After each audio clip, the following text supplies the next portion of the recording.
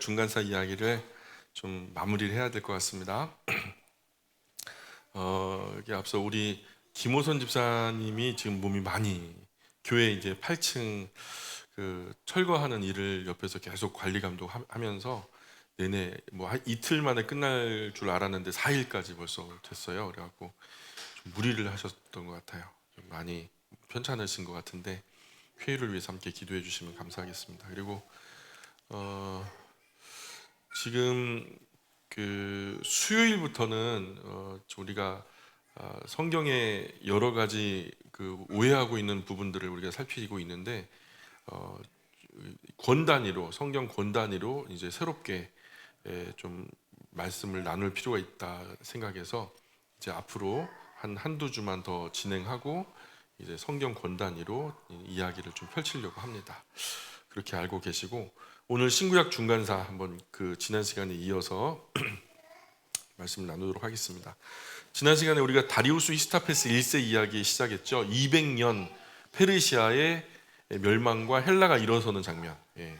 그래서 알렉산더 왕 평천하, 알렉산더 왕이 이제 전 세계 패권을 장악하고 그 다음에 이제 알렉산더 왕이 뭐 알 수 없는 이유로 죽임을 당한 죽었던 그리고 그로 인해서 그 아래에 있었던 갈등 알력 그래서 4명의 장군들이 그 땅을 나눠 갖고 그래서 그 나눠 가진 그 땅 중에서 북쪽 아시리아 그 북이스라엘을 멸망시켰던 나라가 아수르죠. 아수르가 이제 세계사 속에서는 아시리아라고 불리는데 그 아시리아를 장악했던 셀류커스 왕조하고 남쪽에 있었던 이집트 톨레미 왕조하고 사이에 150년간의 긴 전쟁이 시작된 이야기를 했었고요. 그 과정에서 중간에 낀 이스라엘이 어떻게 되었는지를 우리가 지난 시간에 살펴봤습니다. 이스라엘이 하나님을 섬기는 것 귀찮다, 참 번거롭다, 번잡스러워 못 해먹겠다. 그러니 하나님이 그럴 필요 없다 하고서 하나님도 떠나시죠. 하나님이 떠나시니까 두 강대국이 전쟁을 하면서 막 뭐 먹는 문제 또 뭐 여러 가지 조달해야 할 많은 어떤 전쟁의 물자들 이런 것들은 전부 다 현지 조달하는 과정에서 이스라엘이라고 하는 나라 그 중에서도 갈릴리를 중심으로 풍성한 땅 주변에 디베리아라고 하는 얘기 들어보셨어요? 갈릴리 호수의 또 다른 이름이 디베리아라는 말이죠. 그 디베리아라는 말의 뜻이 풍요로운 곳이라는 뜻이에요. 그러니까 민물이 거기 고이고 헤르몬산에서 흘러나오는 그 물이 메롬 호수의 1차 이렇게 고이고 메롬 호수에서 넘쳐 흐른 것이 요단강을 건너서 갈릴리 호수까지 내려오고 갈릴리 호수에서 또 요단강을 따라 쭉 내려가다 보면은 사해 바다까지 흘러 내려가게 되는데 젖줄과도 같죠. 헤르몬산에서부터 쭉 흘러 내려오는 그 민물이 닿는 곳마다 위성 사진을 이렇게 띄어서 보면은요 거기만 파래요. 민물이 닿는 곳만 초록색이야. 그러니까 참 신기하죠. 그런 그 풍요로운 곳이다 보니까 이제 두 북쪽 북방 왕과 남방 왕이 싸울 때 언제나 그런 어떤 물자들은 이스라엘 중간지대 그곳에서 뭐 약탈하고 겁탈하고 뭐 신사적으로 말해서 가져왔겠습니까? 다 뺏었죠, 그죠? 그래서 짓밟고 그래서 150년 동안 그렇게 짓밟혔던 이야기가 나오고 이 사건을 예언한 것이 이제 다니엘서 11장에 보면 남방왕 북방왕의 얘기가 나오거든요. 남방왕 북방왕이 사실 지금 이단과 사이비들이 이걸 갖다가 잘못 해석해가지고 그 굉장히 사이비의 어떤 그 교범처럼 나타나는 이야기인데 이 남방왕 북방왕에 대한 얘기는요 바로 이 알렉산더 왕 휘하에 있었던 이제 4장군 중에서 그 아시리아 지역을 차지하게 된 결국은 셀류커스가 북쪽의 아시리아 지역을 차지했고 그리고 남쪽에 있는 톨레미가 이제 차지하게 되면서 그 북쪽에 있었던 아시리아를 북방왕이라고 하고 남쪽에 있었던 이 톨레미를 남방왕이라고 해가지고 이 다니엘서 11장에 그것에 대한 예언의 기사가 나타나는 거죠. 그래서 이스라엘은요 우리나라 일제시대 때처럼 농사를 열심히 지어도요 자기 입으로 안 들어와요. 농사를 지으면은 남방왕 북방왕이 지들끼리 막 싸운다고 들어가면서 뺏고 나면서 뺏고 그러니까 여자들 같은 경우에는 괴로운 거예요. 너무 막 겁탈, 강탈, 막 강간 너무 많으니까 아주 어린 시절에 결혼을 시키고 우리도 그랬죠. 어린 시절에 결혼을 시키잖아요. 아직 막 이제 코올릭이 어린 아이밖에 안 됐는데도 일찍 결혼을 시키는 이유가 뭐였냐면 처녀들을 자꾸만 조공으로 잡아가니까. 그래서 사람들은 귀한 물건 또 이제 뭔가 자기한테 있으면은 뭐 그때 당시 치안이 있었습니까? 나라가 국민을 지켜주기라도 했습니까? 그러니까 빼앗기지 않으려면 자기가 알아서 단도를 해야 되니까요. 집안에 두면 어디든지 파헤쳐가지고 다 뺏어가는 거예요. 그러니까 결국에는 그걸 갖다가 저 먼 밭에다가 아무도 모를 곳에 나만 아는 곳에다 덮어놨다가 이 보물을 묻어둔 사람이 죽고 나면은 이건 네 것도 아니고 내 것도 아닌 그런 상황이 되는. 그래서 이렇게 150년 동안 전쟁을 치르면서 완전히 이스라엘이라고 하는 나라는요 짓밟힌 만신창이가 된 거죠.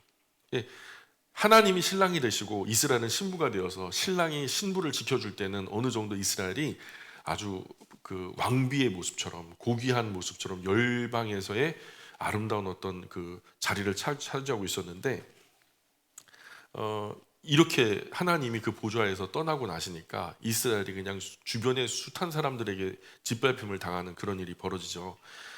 어쨌든 이런 상황에서 서쪽에서 힘을 지르던 힘을 기르고 있었던 제국이 있었는데 바로 그것이 이제 신성 로마 제국이죠. 새롭게 막 떠오르는 별 로마 제국이 일어나고 150년 전쟁 막바지에 아시리아 안티오쿠스 에피파네스 그러니까 즉 안티오쿠스 4세가 마지막으로 이집트 정보를 가요. 이집트를 정보를 하러 갔는데 그 당시 로마가 이집트를 다 잡아먹었거든요. 예, 결국 150년 전쟁은 북방 아시리아 지역의 셀류코스의 승리로 끝나는 듯했지만 그러나 이 대국 이집트를 상대로 승전한 북방왕 이 안티오쿠스 4세 앞에서 이제 로마의 장군이 동그라미를 뜩 그려요.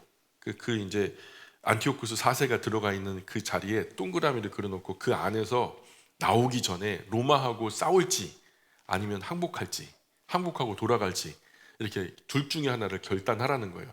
나랑 싸울 거야 아니면 그냥 집에 갈래 이 얘기죠. 되게 자존심 상하는 얘기잖아요. 그러니 어쩔 수 없어요. 근데 너무 150년 전쟁 속에서 물자도 사람도 다 지칠 대로 지쳤으니까 뭐 더 이상 새로 떠오르는 어떤 로마 제국과 뭔가 맞선다? 이거는 이 어떤 제국으로서 아시리아는 굉장히 큰 부담을 안을 수밖에 없는 상황이니까 결국에는 오던 길로 돌아가겠다. 그래가지고 그냥 돌아가요. 집으로 가는 거죠. 이 150년의 길고 치열한 전쟁에 지친 안티오쿠스 4세 말없이 돌아가는데 그 속이 어땠겠어요? 속이 얼마나 그 보대끼고 짜증이 나고 그랬겠어요. 그러니까 그 창피한 마음 달랠 길 없어갖고 이스라엘 지역을 거쳐 나가면서 예루살렘을 향해 괴담 분풀이를 해요. 예루살렘 성전에다 들어가갖고 막 돼지피를 뿌리고 막 성전 안에 아폴로 신상 세우고 막 그냥 제우스 신상 세우고 그 유대인들이 진짜 싫어하는 일들을 다 골라서 하는 거예요. 결국에는 유대인들이 그것 때문에 막 당신 이러면 안 된다고 막 대항하고 대들고 막 그러니까 유대인들을 대량 학살하고 학대하기 시작하고 그 학대가 너무 심하니까 아예 그냥 아예 뭐 종교가 뭔 필요가 있냐 우리의 뭐 어떤 그 명분 뭐 이런 어떤 지키고자 하는 이런 것들이 뭐가 필요 있냐 다 포기한다. 다 포기하고 아예 그냥 헬라화 되는 사람들이 많았어요. 헬라화 되면서 또 악에 바친 사람들은 끝까지 죽겠다고 싸우고 두 부류로 흩어지는 거죠. 그래서 나는 그냥 친헬라적인 사람이 될게 하는 사람과 나는 끝까지 이 지킨다. 열성당원이 되는 거죠. 그래서 이 양자로 나눠지면서 죽기까지 끝까지 싸우겠다. 이런 배경 안에서 이 하스몬 왕가가 일어나게 되는데요. 성경에서 하스몬 왕가에 대한 기록은 사실은 나타나지 않아요. 북방 아시리아 지역의 안티오쿠스 4세가 이스라엘을 학대하던 시절에 로마한테 맞고 뺨 맞고 이스라엘에게 막 내려놓는 그 시절에 모딘이라고 하는 작은 마을의 제사장으로 있던 마따디아스라고 하는 촌장 같은 사람이 있어요. 이장, 우리식으로 말하면 이장 같은 분인데 이 사람이 굉장히 경건한 사람이었어요. 신앙에서도 모험이 되고 삶에서도 굉장히 뛰어난 그래서 이제 지도자 같은 사람이에요. 근데 이 안티오쿠스 4세가 유대 율법을 다 폐하고 할례를 금지시키고 성경을 다 불사르는 거예요. 거기에 굴복하고 순종하는 사람들 야 우리가 어떻게 우리의 자주권 우리의 어떤 독립을 이렇게 쉽게 포기할 수 있어 너 이 신앙 어떻게 지켜온 신앙인데 하면서 막 분하게 여기다가 끝까지 신앙을 지키겠다고 결단한 사람이 이제 마따디아스였는데 옆에서 그냥 픽픽 쓰러져 가니까 자기 사는 동네에도 안티오쿠스 4세 사자가 와가지고 제우스 신에게 절하라 막 이렇게 명령을 하는 거예요. 모딘이라는 마을에 마따디아스가 촌장으로 있는 이 동네에 이 제우스 신에게 절하라 막 하니까 어떤 사람이 진짜로 제우스에게 이제 절을 하려고 해요. 아유 나 귀찮다, 다 필요 없다. 뭐 하나님이 나한테 밥 먹여줘, 뭘 해줘 하면서 이 제우스 신에게 절하려고 하는 것을 보고서는 그 동족을 죽여버려요. 네가 감히 하나님의 백성이 하면서 마따디아스가 때려 죽여버리는 거죠. 그리고 안티오쿠스 사신이 너 지금 나한테 대항하는 거야 하고 막 달려드니까 이 달려드는 안티오쿠스 이 전령도 죽여버리죠. 그리고 보복이 두려우니까 자기 아들들 가문 다 뜻맞는 동지들 모아서 산속으로 들어가 버리죠. 그래서 게릴라전을 펼치는 거예요. 이 마따디아스에게는 5 아들이 있었어요. 이 아들들을 신앙으로 정말로 잘 키웠던 것 같아요. 이 역사에는 큰아들 시몬, 요나단, 유다 이렇게 3 아들 이름만 나와요. 근데 마따디아스가 죽고 그 아들 중에서 셋째였던 유다가 이제 지도자가 되죠. 그래서 이 유다의 별명이 마카비우스라고 하는 별명으로 불렸어요. 마카비우스라고 하는 이 말은 그 망치 사람, 그러니까 마카비가 망치인데요. 망치를 잘 다루는 사람이었던 것 같아요. 그래가지고 이 마카비우스로 훨씬 더 잘 알려졌죠. 힘이 장사고 철퇴를 아주 잘 다루어서 싸움을 잘했다고 해요. 근데 안티오쿠스 군대가 막 5만 명, 7만 명씩 몰려왔는데도 번번이 이 마카비우스가 말도 되지 않은 전력 속에서도 다 번번이 이겨냈다라고 그렇게 얘기해요. 유대에는 우리나라 이순신 장군처럼 막 존경받는 사람이 마카비우스예요.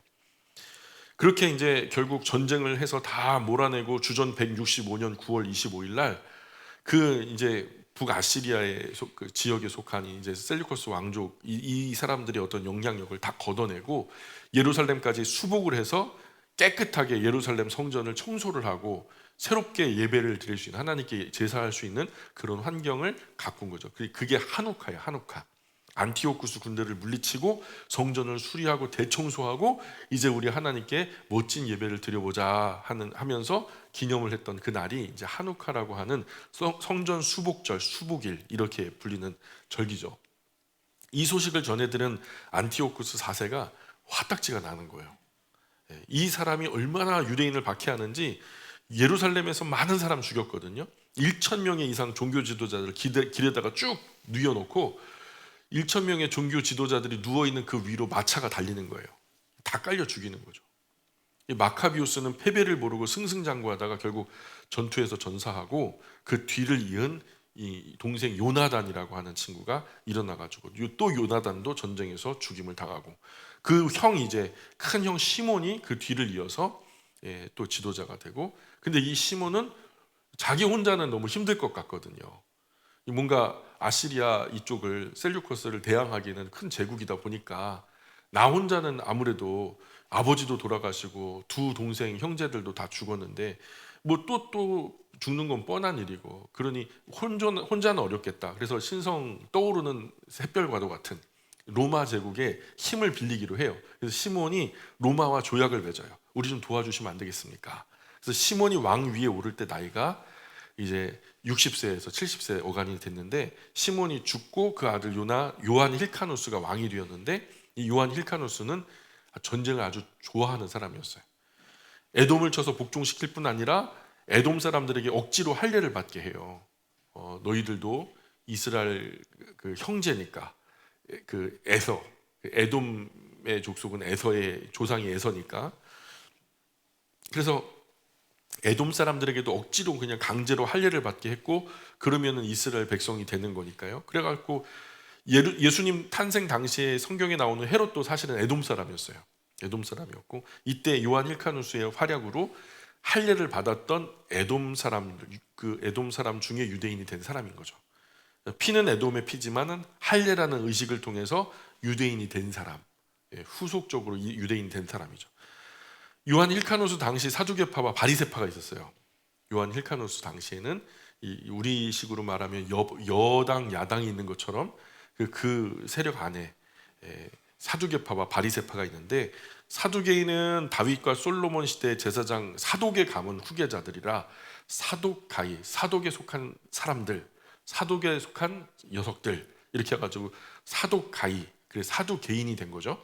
그러다가 이제 사두개인들은 그 가문 전통과 다르게 헬라 문화에 동화돼 이기는 편이 내 편, 이런 개념 갖고 있는 사람들 있잖아요.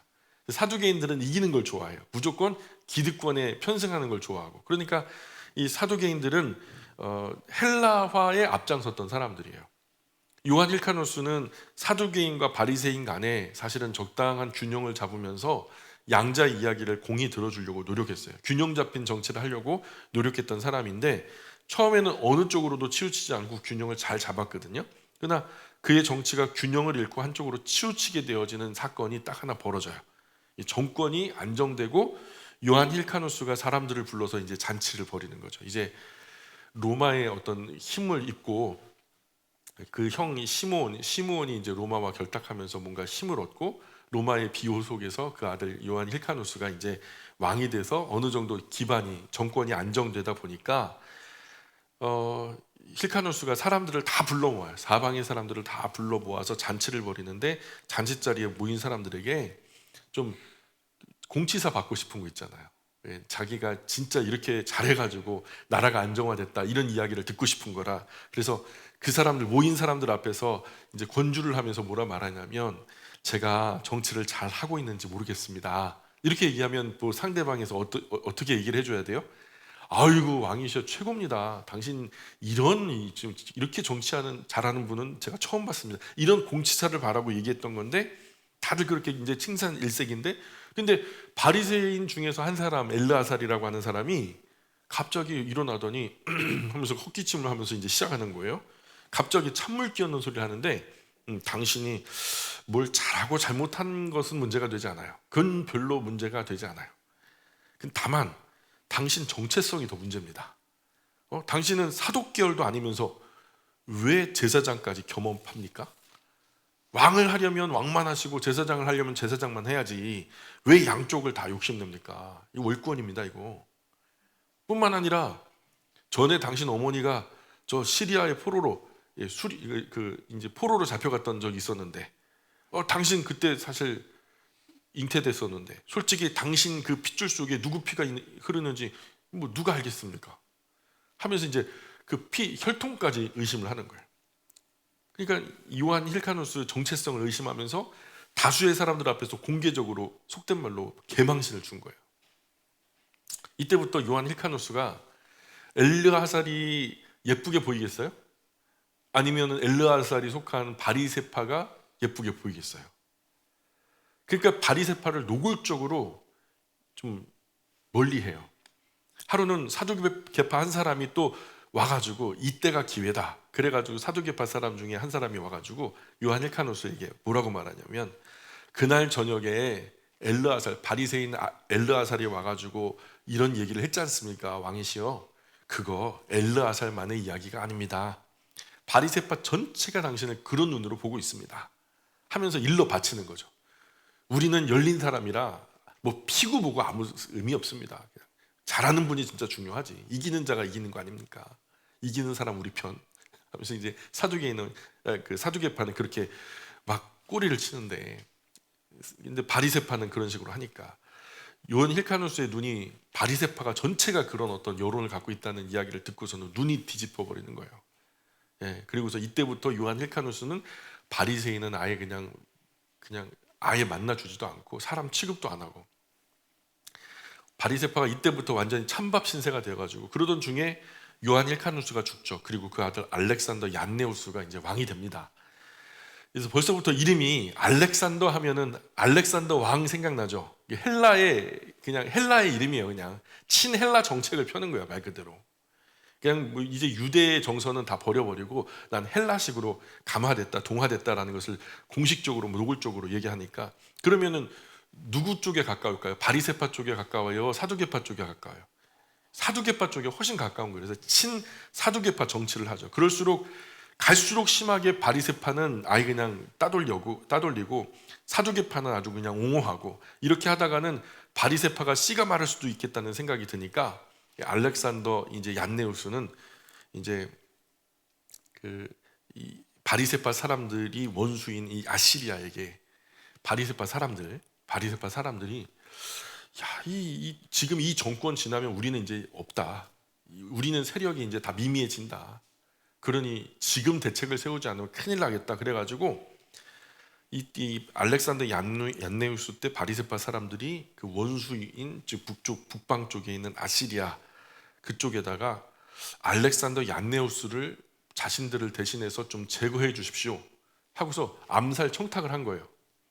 그래서 아시리아가 그런 사명을 가지고 군대를 파견해 가지고 이제 알렉산더 얀네우스를 죽이면 바리새파가 이제 그 정권을 장악하고 뭔가 자기 중심적으로 흘러가지 않을까 그렇게 했는데, 이 알렉산더 얀네우스가 아시리아를 격퇴해 버려요. 로마의 정권을 뒤에 업고 있으니까. 그리고 자기를 이제 죽이려고 제거하려고 왔던 이 세력을 갖다 이겼다라고 하는 큰 성전 축하, 그 이제 승리 축하, 승전 축하 잔치에서 사두개인들만 다 초대한 거예요. 그리고서 그 잔치에서 자기를 죽이기 위해 아시리아 그 셀류커스 용병을 요청했던 주동자 바리새파 사람들 800명을 이제 잡아와요. 800명을 잡아와서 보니까 현장에 십자가가 800개가 박혀 있는 거야. 그 800개의 십자가를 세워놓고 그 십자가에 바리새인 800명을 다 못 박아요. 그리고 그 십자가 밑에서 막 피가 흐르고 막 비명을 지르고 그 밑에서 술판을 벌이고 잔치 자리를 마련한 거예요. 그리고서는 잔치가 한참 무르익을 무렵에 이제 바리새인들이 고통에 막 맞아 나가지고 막 괴로워하는 그 무렵에 그 십자가에 달린 그 바리새파에 속한 사람들 가족 자녀들을 다 잡아와서 그들 앞에서 그 십자가에 못 박힌 그 사람들 바리새파 사람들 앞에서 집게로 그 자기 자녀들의 혓바닥을 다 뽑아버려요. 이런 사람이 알렉산더 얀네우스였어요. 이런 참혹한 만행을 저지르던 알렉산더 얀네우스가 결국은 또 죽죠. 그리고 그 안에 알렉산드라 살로메라고 하는 살로메라는 사람이 이제 아내죠. 여왕 체제로 정권을 이어받아서 통치를 하고, 알렉산드라 살로메가 죽고 알렉산더 얀네우스의 두 아들이 있었는데, 하나는 요한 힐카누스 2세, 또 하나는 아리스토블루스. 이 두 아들이 파워 게임이 일어나요. 왕좌에 누가 앉을 것이냐. 당연히 형님인 내가 앉아야지. 아니지, 능력 있는 사람이 앉아야지. 그래가지고 바리새인은 장남인 요한 힐카누스 2세를 왕으로, 좀 보수적인 사람들이, 바리새인 사람들이, 그래서 장남이 무조건 왕이 돼야지, 당연한 거 아니냐. 그래갖고 요한 힐카누스 2세를 왕으로 옹립하려고 지지하고, 사두교파 사람들은 동생인, 그래도 능력이 아리스토블루스가 더 탁월하니까 그 동생인 아리스토블루스를 왕으로 옹립하자.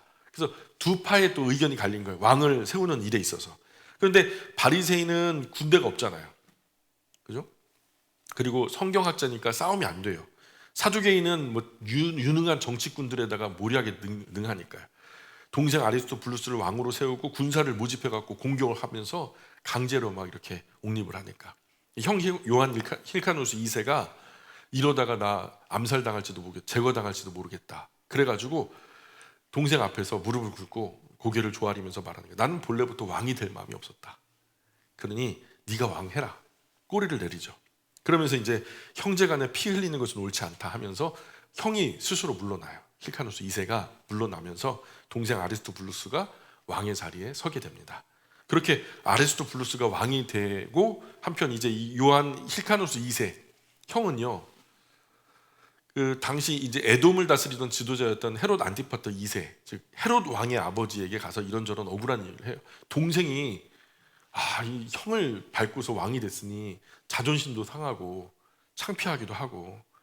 그런데 헤롯이 참 머리가 좋아요. 에돔 지역에 이제 분봉했는데, 야, 이거 잘하면은 내가 이 유대 지역까지 먹을 수 있겠는데, 잘하면 이스라엘 전체를 내가 손에 넣을 수 있겠는데. 그래서 당시 헤롯이라고 하는 그 가문은요, 로마에 많은 뇌물을 갖다 바치면서 로마 황제 줄리우스 시저하고 직접적으로 어떤 그 연관 관계가 있는 사람들이에요. 굉장히 큰 신뢰를 얻고 시저의 막대한 지지를 받으면서 승승장구하는 가문이 바로 이 헤롯 가문이었는데, 이 동생 블루투스에서 밀려나가지고 이제 이렇게 계속 그 자기 이야기를 하는 요한 힐카누스 2세, 나바테안의 아레타스라고 하는 자신을 지지하는 사람과 함께 헤롯 안티파터 2세와 연합 군사를 이렇게 모아서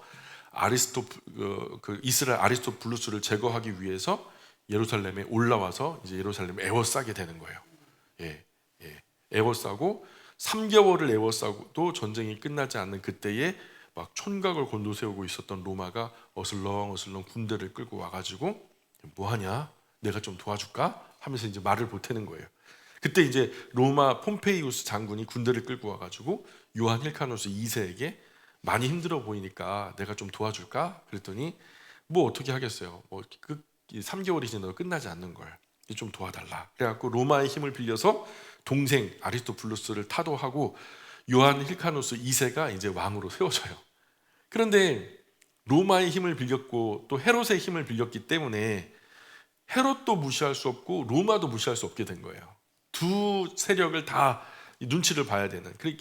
이 헤롯은 로마 황제와 또 친분이 있어요. 헤롯하고 로마하고는 아주 친하고, 그리고 지금 힐카누스 입장에서는 두 사람 눈치를 다 봐야 되고 되게 애매한 거죠. 그래서 로마와 헤롯의 꼭두각시 역할, 바지사장 역할만 하는 거죠. 힐카누스 2세는 왕이라는 이름은 있지만 사실 왕의 능력은 없는, 이렇게 마따디아스로부터 요한 힐카누스 2세까지를 하스몬 왕조 이렇게 불러요. 하스몬 왕조. 이후에는 왕조라고 말하기는 좀 어려워요. 결국 이스라엘 통치에 로마도 이제 들어오게 된 거예요. 그런 이유로 로마의 헤롯, 이스라엘 통치에 헤롯도 그렇게 등장하게 되고, 그러다가 헤롯 안티파터가 죽고 그 아들 헤롯은 로마로 망명을 가죠. 로마로 망명을 갔다가 거기서도 로마도 정권이 많이 바뀌거든요. 근데 줄리우스 시저의 브루투스 노마저 하면서 죽었잖아요. 근데 브루투스가 그 다음에 황제가 되고, 그 다음에 이제 브루투스 이후에 카시우스, 안토니우스, 옥타비아누스 이런 사람들을 이제 교제하면서 사귀게 되는데, 아들 헤롯은요 정치 줄타기의 고수예요. 딱 보면은 이제 앞으로 대세가 누군지 알아요. 저 사람이 황제가 되겠다. 그럼 거기 가서 줄을 쓰는데 틀림없이 그 사람이 황제가 되는 거죠. 그래서 정치적인 줄을 잘 타서 로마 권력이 수시로 바뀌는데 그 바뀔 때마다 줄타기를 잘해가지고, 헤롯 가문 사람들은 로마 제국 당시 로마 원로원과 황제 시저를 떡주무르듯이 주무르면서 국제 무대에 맹활약을 하면서 자기의 이권을 더 넓히는, 그래서 로마가 시끄러울수록 헤롯은 커지는 거죠. 그래서 결국 로마의 권세를 힘입고 이스라엘 전 지역을 다스리게 되는 거죠. 사실 지금 이스라엘의 모든 흔적은 그때 당시 헤롯 가문이 만들었다 해도 과언이 아닐 정도로, 예수님 당시의 성전도요 사실 헤롯이 400년 이상 걸려서 예수님이 계실 때에도 짓고 있었어요. 그래서 그렇게 지어진 거죠. 건축술, 국토개발, 토목기술, 신도시 개발 등등 능력이 정말 탁월했죠. 헤롯은 정통 유대인은 아니었고 다윗 가문도 아니었잖아요. 그런 사람이 유대인의 왕이 되니까 경건한 사람들로부터는 언제나 찬밥 심세. 너는 혈통도 아니고, 그죠? 에서에 속한 사람인데 강제로 할례받아가지고 유대인 됐다라고 하는 명분뿐이지, 사실은 그런 사람이 우리의 왕이 되는 것은 사실 이게 아름답지 않지.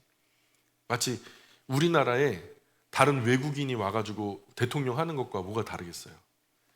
그런 식으로 유대인들이 헤롯을 갖다 따돌리려고 많이 했거든요. 그래서 헤롯은요 유대 지역을 통치하면서 유대인들의 눈치를 너무 많이 봐요. 헤롯이 자기 정치적인 정통성 발판을 좀 안정시키기 위해서, 아무래도 하스몬 왕가는 유대인들이 모두 다 존경에 맞지 않는 왕가니까 그 하스몬 왕가에 속한 여자와 결혼을 하면 정통성이 조금 확보될 수 있겠다 해가지고 하스몬 왕조의 마리암네라고 하는 이 왕가의 여자와 결혼해서 아들도 많이 낳았거든요. 이 여러 아들 중에 누구를 후계자로 세울 것인가, 많은 아들이 있는데 이 아들 중에서 누구를 후계자로 세울 것인가 고민하면서 너 해라 했는데, 후계자로 정하고 나니까 얘가 좀 속된 말로 찌질해 보여요. 그러면 아니야 치고 다른 애를 하는 거예요. 그렇게 해갖고 몇 번을 바꾸냐면 후계자를 6번 바꿔요. 근데 후계자를 바꾼 뿐 아니라 후계자 바꿀 때마다 아들을 죽여요. 왜냐하면 얘가 또 내가 후계자였는데 네가 후계자가 돼서 내가 억울하게 떨어져 놓으라고 하면서 또 정권에 대항하면 어떻게 해요. 그러니까 예수님 탄생 시에 유대인의 왕 베들레헴 탄생 어린아이들 학살했던 사람이 바로 이 사람이에요. 심지어 자기 아들 왕자를 3명이나 이 교체되는 과정 속에서 죽여버리죠. 당시 속담에 헤롯의 아들로 태어나는 것보다 헤롯의 돼지로 태어나는 것이 훨씬 더 오래 산다, 뭐 이런 말이 있을 정도로, 이게 뭐냐면 아들은 휘오스고 돼지는 휘스고, 이게 워드플레이죠. 헤롯의 휘오스로 태어나는 것보다 헤롯의 휘스로 태어나는 것이 훨씬 더 오래 산다, 뭐 이런 말이 있을 정도로, 이 아들 헤롯이 죽고 나니까 아켈라오가 이제 헤롯 뒤를 잇고요, 그 이스라엘 전체를 다스린 건 아니고 유대, 사마리아, 이둠의 일부 지역을 다스리는 분봉 왕으로 임명이 되고요. 신약 성경 분봉 왕이라는 말이 많이 나오는데 로마에 의해서 이스라엘의 일정한 지역을 다스리는 지역 왕이라는 뜻이에요. 그래서 이 아켈라오가 정치를 잘 못하는 바람에 쫓겨나게 되고 그때부터는 로마가 직접 로마 사람을 총독으로 파견해 가지고 이제는 헤롯 가문의 어떤 분봉왕을 세워서 될 일이 아니고 로마가 직접 파송을 하자. 총독을 세워서 그 지역에 총독으로 보내자. 그래서 예수님 당시에 빌라도 총독, 본디오 빌라도 총독도 그런 의미에서 5번째 총독으로 유대 지역으로 파송된 사람이 본디오 빌라도였던 거죠. 그 다음에 이제 헤롯 안디바도 갈릴리 베레아 지역 분봉 왕이었고 헤로디아 불법으로 결혼했다가 세례 요한에게 맹렬한 비판을 받고 나중에 헤로디아의 딸 살로메의 사주로 세례 요한을 참수하게 되어지는 사람이죠. 예수님이 체포된 뒤에 빌라도가 예수님을 이 헤롯 안디바에게 보내서 신문을 받게 하죠. 헤롯 안디바는 예수님이 기적을 하도 많이 일으킨다고 하니까 예수님을 야 그래 나도 신문할게 데려와봐. 예수님을 신문하는데 너 굉장히 한간에 보니까 신기한 일 많이 한다며 기적 한번 나한테 일으켜봐. 한참 구경하려고 이렇게 턱 괴고 있는데 예수님이 아무 말도 안 하고 노코멘트하고 가만히 서 있으니까 야 재미없다 그냥 데려가라. 그래갖고 예수님을 신문도 별로 하지 않고 그냥 그렇게 그 사람이 바로 이제 헤롯 안디바였죠. 그 다음이 이제 빌립 2세 누가복음 3장 1절에 보면은 이둠의 드라고니 지방의 분봉왕이었어요. 헤로디아의 딸 살로메와 결혼한 사람. 이렇게 헤롯 가문 사람들이 로마의 권세에 붙어서 이스라엘을 분할 통치하고 자기들끼리 나눠 먹게 하고 그러다가 헤롯 아그리파 1세가 다시 로마 황제로부터 이스라엘 전체를 다스리는 왕으로 임명을 받게 되고 이 사람이 우리가 잘 아는 사도행전 12장 야고보를 칼로 죽이고 베드로를 옥에 가두었던 사람 기독교 박해자 이 사람이 바로 헤롯 아그리파 1세. 그 다음에 이제 헤롯 아그리파 2세는요 1세의 왕위를 물려받지는 못해요. 유대 일부 지역만 다스렸던 분봉 왕으로 전락하고요. 사도행전 24장에 보면은 바울이 이제 재판에 참석했던 왕. 바울이 뭔가 영향력이 있거든요. 대단한 어떤 실세거든요. 기독교적인 영향력이 그를 따르는 사람들이 많았으니까요.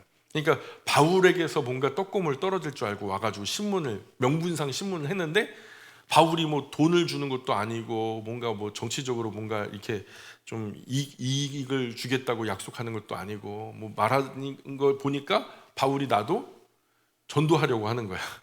아주 작은 말로 나를 갖다가 예수님 믿게 하려고 쓸데없는 소리 하지 마라 하면서 일말에 말을 줄였던 바울아 네가 적은 말로 나를 권하여 그리스도인이 되게 하려 하는구나 이런 말했던 사람이죠. 그게 이제 헤롯이요.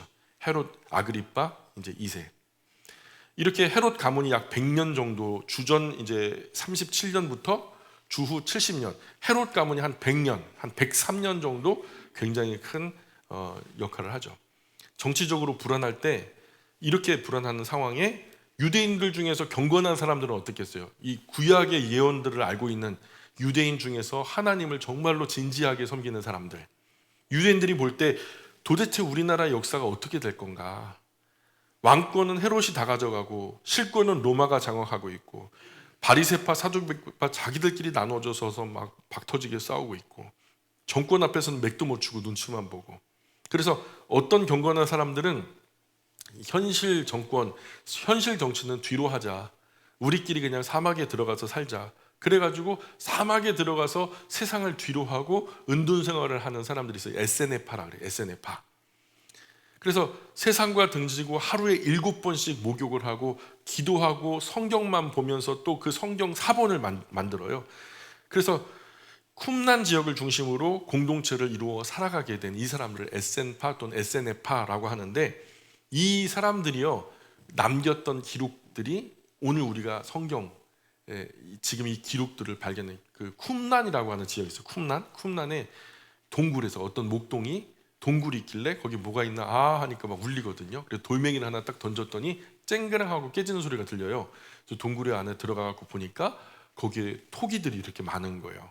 보니까 옛날 글씨가 막 써져 있고 두루마리도 발견되고 양피지도 발견되고 하니까 이게 뭐냐 봤더니 이 성경 사본인 거예요. 예수님 당시에.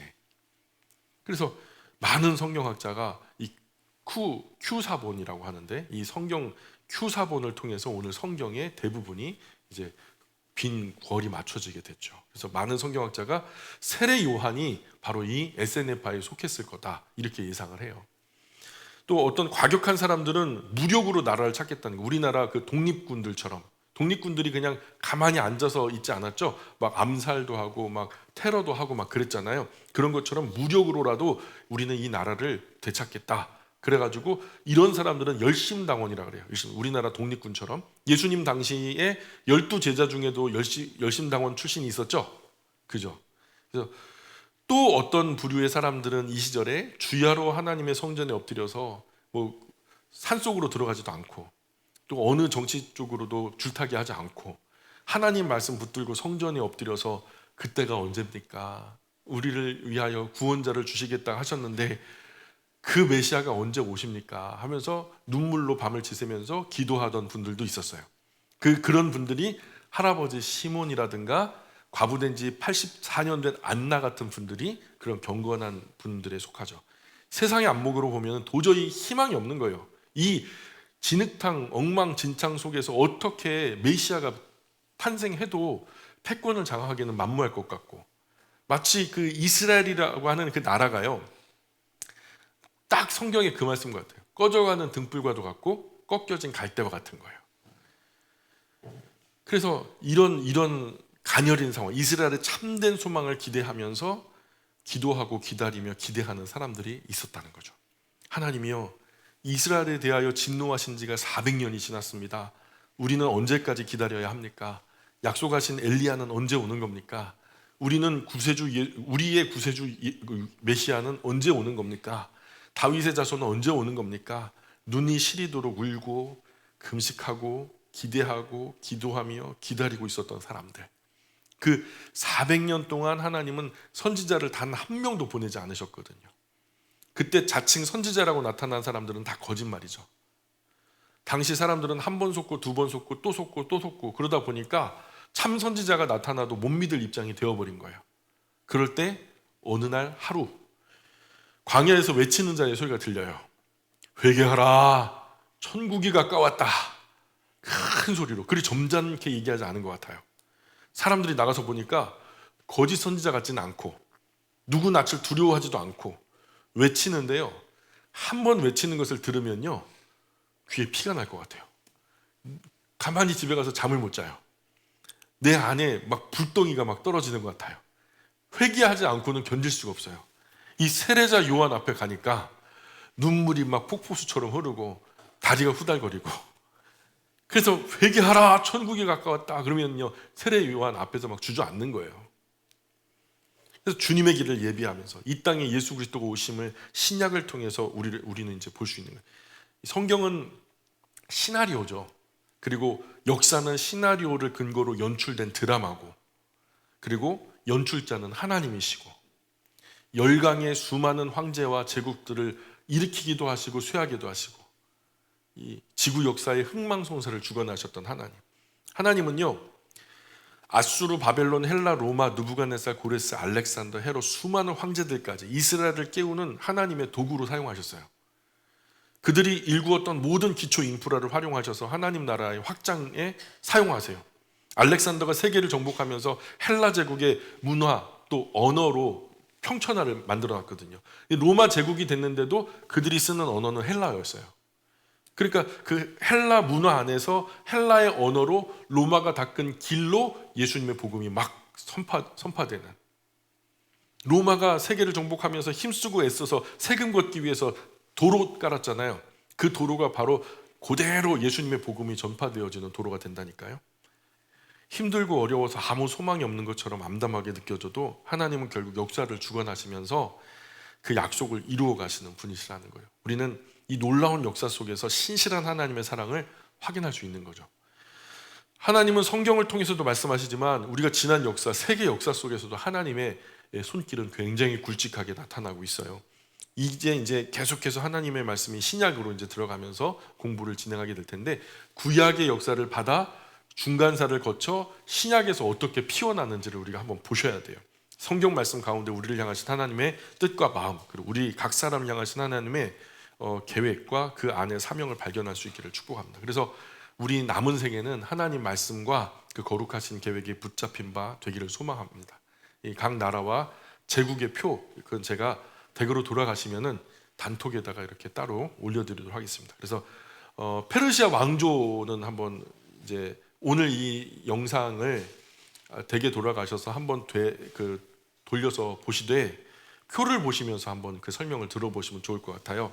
제가 표를 세 가지로 올려드릴 텐데 하나는 페르시아 왕조를 올려드릴게요. 그리고 또 하나는 고레스 왕조, 그죠? 그 고레스 페르시아로 이제 이어지는 페르시아 왕조, 리디아 왕조로부터 고레스에 이르기까지, 그리고 고레스로부터 이제 아르세스까지, 그 다음에 마지막으로 우리가 아까 봤던 이 유대의 그 왕가 하스몬 왕가의 왕조, 이렇게 세 가지 왕조의 계보를 드리면은 이 표를 보시면서 가만히 이 이야기를 듣다 보면은 어느 정도 머릿속에 정리가 되고 신구약 사이에 이 400년의 기간에 이런 왕조의 흐름이 있었구나, 패권의 다툼 속에 이렇게 세력이 달라져 왔구나. 그래서 예수님이 짠 하고 태어나셨을 때 왜 로마의 총독이 다스리고 있었고 헤롯의 눈치를 왜 봤으며 본디오 빌라도는 어떤 위치에 있었던 사람인지, 이런 바울의 사역까지도 관통할 만한 좋은 역사적인 자료가 될 줄 압니다. 오늘은 여기까지 할게요. 기도하겠습니다. 귀하신 아버지 하나님, 은혜와 사랑을 감사합니다. 신구약 중간 역사를 저희가 살펴보는데 성경에 나타나지 않지만 세계 역사 속에 나타난 이야기들을 통해서 마치 퍼즐 조각 맞추듯이 하나님의 구속 역사를 중심으로 이 신구약 중간사를 우리가 살펴봤습니다. 하나님, 이 중간 역사를 보면서 하나님이 침묵하셨을 그 순간들을 마음속에 되새겨 봅니다. 그 사랑에, 천년의 사랑에 너무나 비참하게 거절당하고 하나님의 그 충만한 노력 속에도, 그 깊은 사랑 속에도 거절당하시는 그 하나님의 마음의 상처를 저희가 볼 수 있었습니다. 그러나 이제 그 사랑이 예수 그리스도로 열매 맺고 이제 이후에 나를 사랑하는 자, 또 사랑하지 않는 자 구분하실 때에 이제 앞으로의 모든 세상 속에 어떻게 이 역사의 흐름이 되어질지를 신약 역사 속에서 요한계시록까지 펼쳐주실 때에 끝까지 잘 알아들을 수 있도록 귀를 열어주시고 눈을 열어주시고 깨닫는 마음을 더하여 주옵소서. 오직 하나님만 영광 받으셨으면 좋겠습니다. 감사하며 예수님 거룩하신 이름을 의지하여 기도합니다.